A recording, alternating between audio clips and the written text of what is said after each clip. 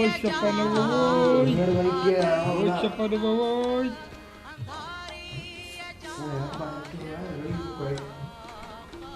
भाई बचल कड़ा लेना चो चो वाह अंदर चो अंदर चो अंदर चो अंदर चो अंदर चो यार शफन तू हिते उताक ते वेठो आहे दुनिया में हलचल मची पई आहे करोना माण्हुनि जो जीअण जंजाल करे छॾियो आहे यार यो नओं मॉडल आयो आहे करोला जो यार वठिणो मूंखे बि आहे मूंड लॻो पियो आहे लाबारा वग़ैरह लथा आहिनि न हारी बरी सभु मुंहिंजा हुते आहिनि पोड़ी वोड़ी सभु मोकिलियूं हुते लाबारा करण बि अरे बाबा कार न आहे करोला उहा न करोना वायरस आहे हिकिड़ो ख़तरनाक वायरस आहे चाइना मां शुरू थियो आहे हिते पाकिस्तान में बि वठी केस ज़ाहिर थिया आहिनि अच्छा बीमारी आहे वायरस ये अहिड़ा ख़तरनाक वायरस असां वटि MNA ऐं मिनिस्टर जी सूरत में ॾिसी कोन केतिरा न हुआ हिते यार ॻाल्हि कर रही यार कसम सां ऐं पर इहा वरी विचड़ंदड़ बीमारी आहे नी इहा विचड़ंदड़ बीमारी आहे उहो वरी विचड़ंदा न आहिनि न पोइ यार कोई एहतियात वहतियात कोई इलाज विलाज अथई एहतियाज यार मां तव्हांखे ॿुधायां थो एहतियाज हीअं कर न ॾिसी पियो अगरि माना करो कोशिशि कर बसर वधीक खा ऐं अगरि कोरोना वायरस थिए थो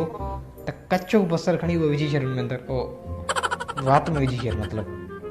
हा थूम बि खाईंदो कर कलाकु ॾेढ उस ते वेह अच्छा कचो बसर विझी छॾियो वात में उनखे पोइ पाणी पीऊं न अच्छा पाणी न पीऊं थूम बि खायूं अरे बाबा कलाकनि जा कलाक उस ते वेठा त हूअं ई बीमार थींदा थी चरियूं हुई छा इहा ॻाल्हि आहे कारो थी वेंदे तूं ॾिसी उस में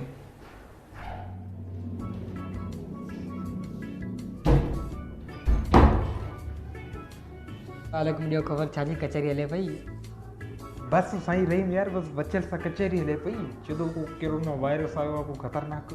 साईं बिल्कुलु कोरोना वायरस ॾाढो घणो डेंजरस आहे ऐं हुनजो इलाज बि हाल फ़िलहालु न आयो ऐं कुझु एहतियात तदबीर कोशिशि कयो जेको आहे घर खां ॿाहिरि न निकिरो रश में न वञो ऐं हथु साम्हूं ज़रूरु ऐं ख़ासि तौर ते सुठे वारो हिकिड़ो मास्क पायो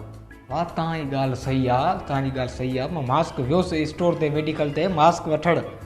10 रुपया खणी वियोसि मूं चयो हिकिड़ो मास्क मिली वेंदो 10 जो चीज़ 350 रुपया अड़े 10 वारा मास्क पहिरीं 350 रुपया थी वियो पोइ मूं चयो 10 यार हिकिड़ी पेनाडोल जी गोरी